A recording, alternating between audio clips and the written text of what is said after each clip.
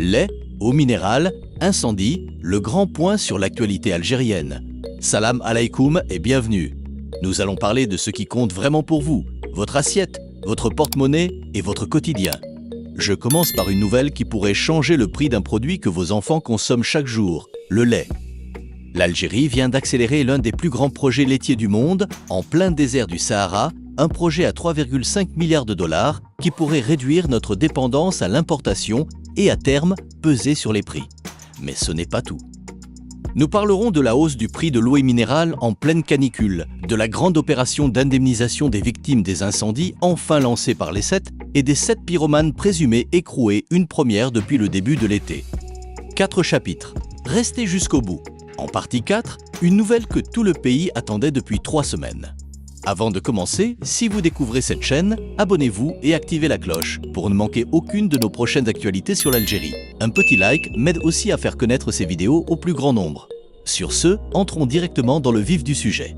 Partie 1, le méga projet du lait à Adrar. Commençons par ce projet spectaculaire qui touche à un produit présent dans chaque foyer algérien, le lait. Le méga projet agro-industriel Baladna Algérie a reçu ce lundi 3 août-juillet un nouveau coup d'accélérateur.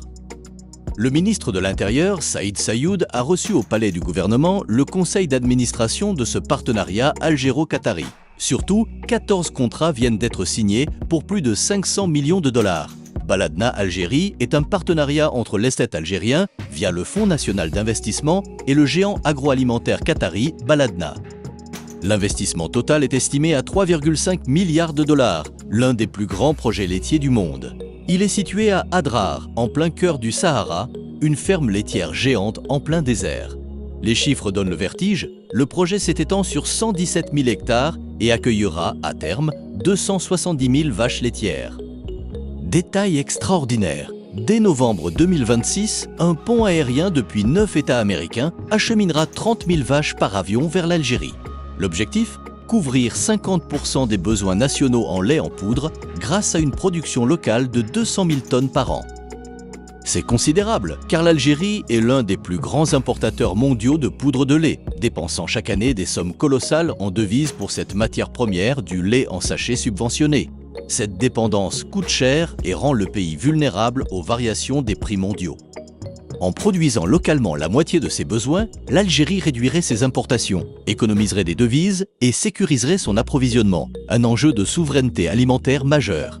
Le projet créera aussi environ 5 000 emplois directs et 10 000 opportunités temporaires, un formidable moteur pour la région d'Adrar.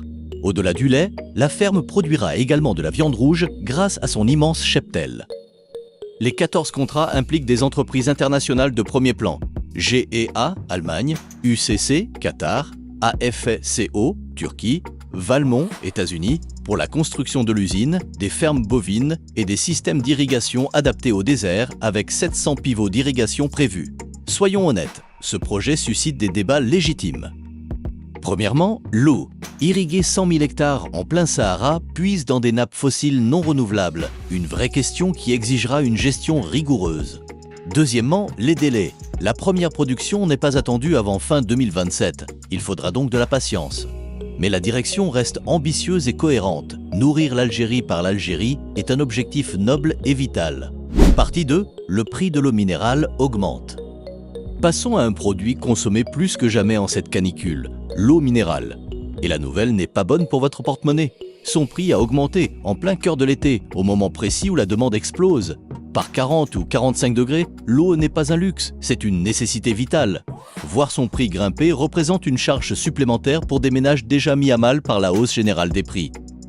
3 facteurs expliquent cette hausse. D'abord, la loi de l'offre et de la demande. En été, la demande explose et l'offre ne suit pas toujours. Ensuite, les coûts de production et de transport, énergie, plastique, logistique. Enfin, il faut le nommer clairement, la spéculation. Certains intermédiaires profitant de la forte demande estivale pour gonfler artificiellement les prix. Que faire ? D'abord rappeler que l'eau du robinet, quand elle est de bonne qualité, reste la solution la plus économique et écologique. Le développement du dessalement vise justement à garantir une eau potable de qualité pour tous, réduisant la dépendance à l'eau en bouteille. Ensuite, l'État a un rôle à jouer dans le contrôle des prix et la lutte contre la spéculation via le ministère du Commerce. Enfin, cette hausse rappelle l'importance de ne pas gaspiller l'eau, ressource précieuse dans notre pays semi-aride. Une question en apparence anecdotique mais qui touche à des enjeux profonds, le pouvoir d'achat des familles, la régulation du marché et la gestion de l'eau. Partie 3. Indemnisation des victimes des incendies. Nouvelle importante pour les familles ayant tout perdu dans les flammes cet été. Quelques jours après la vague d'incendie qui a frappé plusieurs wilayas du Nord, les CETET enclenchent enfin la phase concrète, l'indemnisation des victimes. Rappelons l'ampleur de la catastrophe. Depuis début juillet, plus de 1675 incendies, des maisons brûlées, des vergers d'oliviers et de figuiers réduits en cendres, du bétail décimé et des vies perdues, dont 3 pompiers volontaires en Kabylie. Le ministre de l'Intérieur avait annoncé que les CETET prendraient en charge le recensement des pertes matérielles, condition préalable au lancement des indemnisations. Cette phase est désormais enclenchée. Pourquoi recenser d'abord, indemniser ensuite? Pour garantir la justice et éviter les abus. En recensant précisément les pertes de chaque famille, maison par maison, champ par champ, l'aide ira réellement à ceux qui en ont besoin. Cette prise en charge peut inclure la reconstruction des habitations, l'indemnisation des agriculteurs pour récoltes, arbres et bétail perdus, des aides d'urgence et parfois des mesures fiscales exceptionnelles. Pour un agriculteur, un verger d'olivier n'est pas seulement des arbres, c'est un patrimoine transmis sur plusieurs générations qui peut mettre des décennies à atteindre sa pleine production. Quand il brûle, c'est le travail d'une vie qui part en fumée. Honnêteté oblige, l'annonce c'est bien, la réalisation c'est mieux. Il faudra veiller à ce que ces indemnisations soient versées rapidement, intégralement et équitablement. Les familles sinistrées ont besoin d'aide maintenant, pas dans 2 ans. Point d'espoir cependant, en Kabylie et ailleurs, la reconstruction a déjà commencé. Les habitants reviennent, nettoient, replantent. Cette résilience, c'est la force du peuple algérien. Partie 4. Pyromanes écroués et une première depuis 3 semaines. 2 nouvelles importantes sur les incendies, l'une sur la justice, l'autre porteuse d'espoir. Côté justice, 7 pyromanes présumés ont été écroués et leurs noms dévoilés, fait notable marquant une volonté de fermeté et de transparence. Ceux qui mettent le feu au pays seront identifiés, poursuivis et exposés publiquement. Rappelons que les incendiaires volontaires sont poursuivis devant le pôle pénal antiterroriste pour des faits de nature terroriste et de sabotage, la qualification la plus grave du droit algérien. Cette fermeté est justifiée au vu du coût de ces incendies. Vies humaines, milliers d'hectares de forêt, familles ruinées.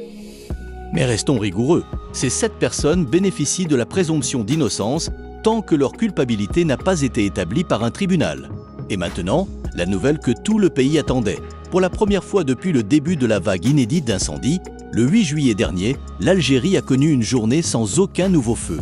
Une véritable bouffée d'oxygène après 3 semaines d'un combat épuisant. La protection civile a annoncé avoir éteint 72 incendies sur 80 en seulement 24 heures. Cette accalmie, nous la devons d'abord aux pompiers, forestiers, militaires et volontaires qui se sont battus sans relâche. 3 d'entre eux y ont laissé la vie. Nous ne les oublierons pas. Mais restons prudents. Une journée sans feu, c'est un soulagement, pas la fin de la guerre. La majorité des feux étant d'origine humaine, ne jetez jamais de mégots, n'allumez aucun feu près des zones boisées et signalez tout départ de feu au 14. Conclusion.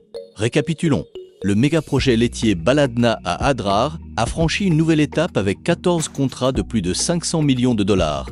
Un projet à 3,5 milliards de dollars, 270 000 vaches en plein Sahara, visant à couvrir la moitié des besoins nationaux en lait en poudre. Le prix de l'eau et minérale a augmenté en pleine canicule, sous l'effet de la demande, des coûts et peut-être de la spéculation. Les CETET a enclenché la phase d'indemnisation des victimes des incendies. Et 7 pyromanes présumés ont été écroués, tandis que le pays a connu pour la première fois depuis le 8 juillet une journée sans nouveau feu. Le lait, l'eau, les indemnisations, les incendies, 4 sujets, une même réalité, celle de votre quotidien et de la solidarité nationale face aux épreuves. Merci d'avoir suivi cette vidéo jusqu'au bout. Et vous, que pensez-vous de ce méga projet du lait en plein désert? Pensez-vous qu'il fera baisser les prix? Dites-le moi en commentaire, je lis chacun de vos messages. Si cette vidéo vous a été utile, likez-la, abonnez-vous et partagez-la, en Algérie comme dans la diaspora. C'est ce qui permet à cette chaîne de continuer à vous informer honnêtement chaque semaine. Une pensée pour les victimes des incendies et pour nos pompiers. On se retrouve très bientôt pour continuer à suivre, ensemble, avec passion et honnêteté, cette Algérie qui avance. Le lait, L'eau, les indemnisations, les incendies, 4 sujets, une même réalité, celle de votre quotidien, de votre pouvoir d'achat, de votre alimentation et de la solidarité nationale face aux épreuves. Ce sont ces petites choses du quotidien qui, mises bout à bout, racontent la vraie vie des Algériens. Merci d'avoir suivi cette vidéo jusqu'au bout et à très bientôt pour un nouveau tour d'horizon de l'actualité.